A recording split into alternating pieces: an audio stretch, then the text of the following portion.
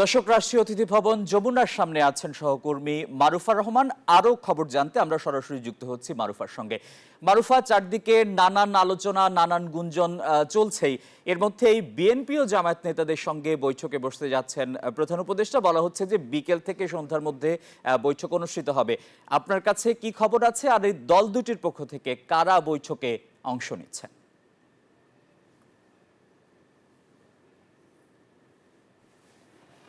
আসিফ, ঠিক সন্ধ্যা 7টার সময় বিএনপির প্রতিনিধি দলের সঙ্গে প্রধান উপদেষ্টা ডক্টর মোহাম্মদ ইউনূসের একটি বৈঠক হবার কথা আমরা জানতে পেরেছি, এবং 8টার সময় জামায়াতে ইসলামের একটি প্রতিনিধি দলের সঙ্গে প্রধান উপদেষ্টার চলমান যে রাজনৈতিক পরিস্থিতি সেটি নিয়ে আলোচনার কথা আমরা জানতে পেরেছি।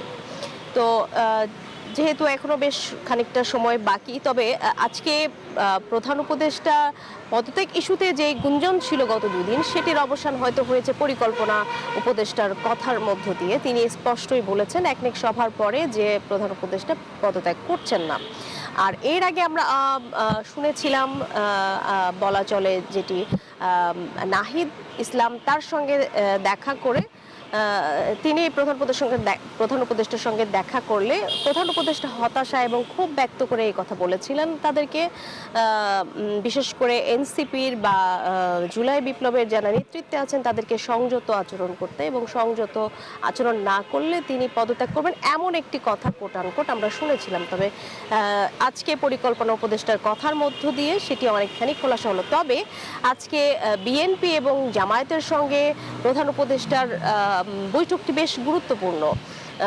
এই বৈঠকের পরে আরো স্পষ্ট করে শোনা যাবে যে প্রধান উপদেষ্টার অবস্থানটি আসলে এখন কি, এবং পরপরই কিন্তু একনেক সভা এবং একই সাথে আজকের যে সংলাপ সেটি নিয়ে কিন্তু একটি সংবাদ সম্মেলন হবে। সেখানে প্রধান উপদেষ্টা পরিষদের সদস্যরা কিংবা প্রেস উইং থেকে একটি আনুষ্ঠানিক বার্তা পাওয়া যাবে প্রধান উপদেষ্টার এই বিষয়ে অবস্থান কি। আর যদি রাজনৈতিক পরিস্থিতি নিয়ে আমি আপনাকে বলি যে প্রধান উপদেষ্টা ডক্টর মোহাম্মদ ইউনূস বিগত এই কয়েকদিনেরই রাজনৈতিক যে প্রেক্ষাপট সেখানে তিনি বলেছেন, বিশেষ করে নাহিদ ইসলাম যেই কথাটি বলেছেন, এবং উপদেষ্টা পরিষদের নিয়মিত বৈঠক শেষে অনির্ধারিত আলোচনায় তিনি তার পদত্যাগের ভাবনার কথা বলেছিলেন, এবং সেখানে জানা যায় যে সরকারের বিভিন্ন উদ্যোগে নানা প্রতিবন্ধকতার কথা তিনি উল্লেখ করেছেন, এবং প্রায় সড়ক আটকে আন্দোলন, সংস্কার সহ বিভিন্ন বিষয়ে দলগুলোর মধ্যে ঐক্যমত না হওয়া,